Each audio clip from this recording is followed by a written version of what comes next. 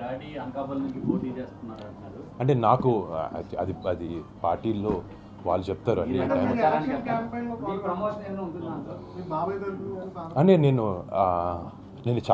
చాలా సందర్భాల్లో చెప్పాను. 100% నేను మా కుటుంబ సభ్యులందరికీ అందరూ బాబాయ్కి వెనకాల ఉంటారు. బాబాయ్కి సపోర్ట్గా మేము అందరం ఎప్పుడు ఉంటాం. అండ్ మా అవసరం ఎలా ఉందనేది, ఎలా చేయగలుగుతాం, మేము ఏం చేయగలుగుతాం అనేది మా ఇంట్లో పెద్దవాళ్ళు మాకు చెప్తే, వాళ్ళు ఏం చెప్తే అది మేము చేయడానికి అయితే ఎప్పుడు రెడీ. అదే అని చెప్పేది. అంటే అసలు మా ఇంట్లో వాళ్ళు మేము అందరం ఎలా పెరిగి అంటే, మా పెద్దోళ్ళు ఏమంటే మేము అదే చేస్తాం. మేము అలాగే పెరిగాం. ఎప్పటికీ we are like a family and మేము ఎప్పుడు అలాగే కలిసి ఉంటాం కూడా.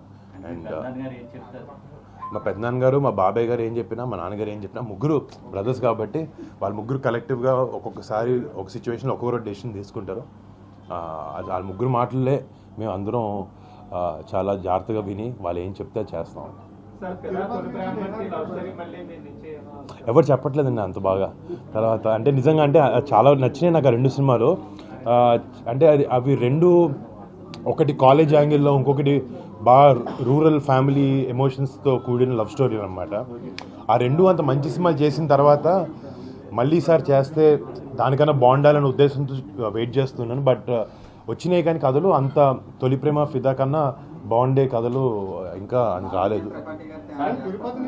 పెళ్లి చేస్తున్నా కదండి. ఎవరండి? మా చెల్లి నిన్నే యాక్టింగ్, అదంతా ఏదో సోషల్ మీడియాలో సగం చెప్పాలి.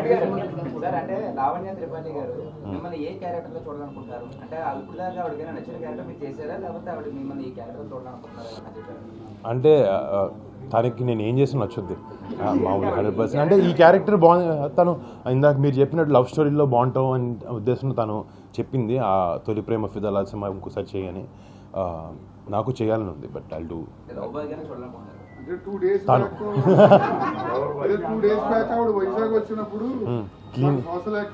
అవునండి,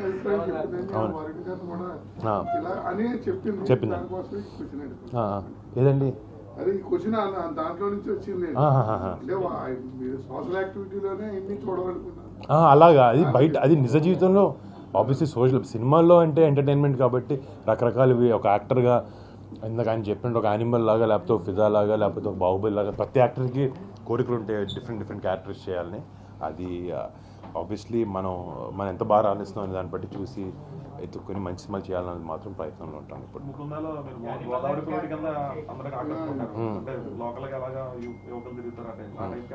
ఇప్పుడు మట్కా అనే సినిమాలో వైజాగ్ బేస్ సినిమా మొత్తం, అంటే మన సైడ్ సినిమా. అది కొంచెం డిఫరెంట్ కాన్సెప్ట్లో ఉండబోతుంది. అదే అప్పుడు మట్కా అనే గేమ్ జరిగేది కదండి 80s. దాని బేస్ మీద గ్యాంబ్లింగ్ బ్యాక్డ్రాప్ మీద చేస్తున్నాం సినిమా.